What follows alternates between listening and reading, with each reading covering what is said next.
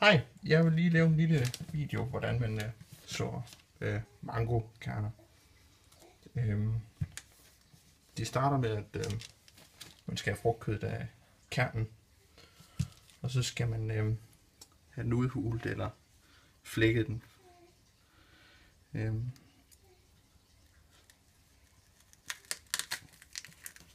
Og så sidder der noget herinde, der minder mest muligt om en musling eller et eller andet. Det ligner ikke sådan en kern. Den lægger man så i et stykke køkkenrulle.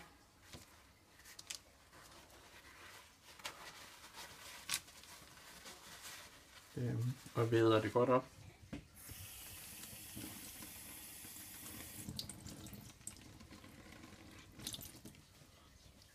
Så der, så er godt våd.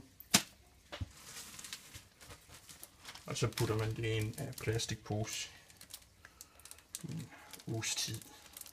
Mindre kan også gøre det. Jeg plejer at have den til at ligge oven på akvariet, hvor det er rimelig varmt. Så der plejer det at tage 3-4 dage.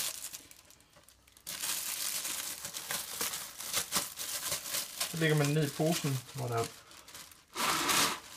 lige kommer lidt luft ned i.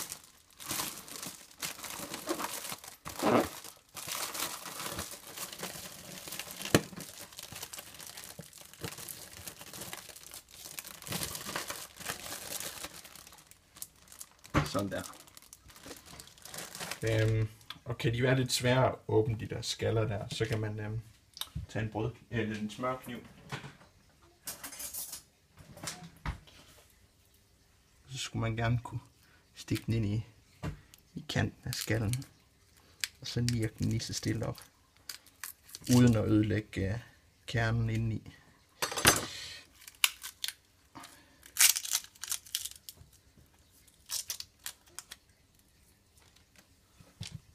Der er altså en mere af de der små muslingelignende kerner, som der så også kommer i noget vådt køkkenrulle senere. Så for 3-4 dage siden lavede jeg den her, hvor jeg ved ikke om man kan se det. Den er lige begyndt at spire, som jeg regner med at lige plante nu her. Så hælder jeg lidt jorden i potten. Og så skal det lige vædes godt op, så den ikke tørrer ud.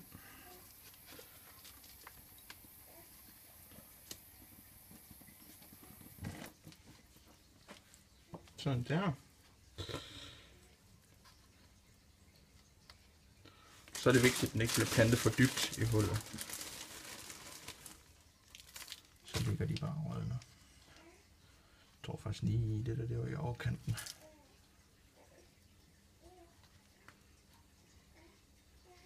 Den skal lige stikke lidt op over jorden, kernen.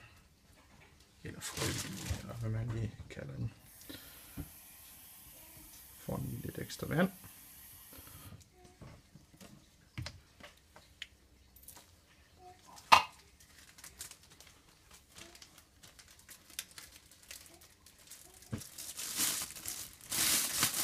Så sætter jeg lige en pose over for at mindske fordampningen og for at undgå, at jeg skal hele tiden gå og vande det.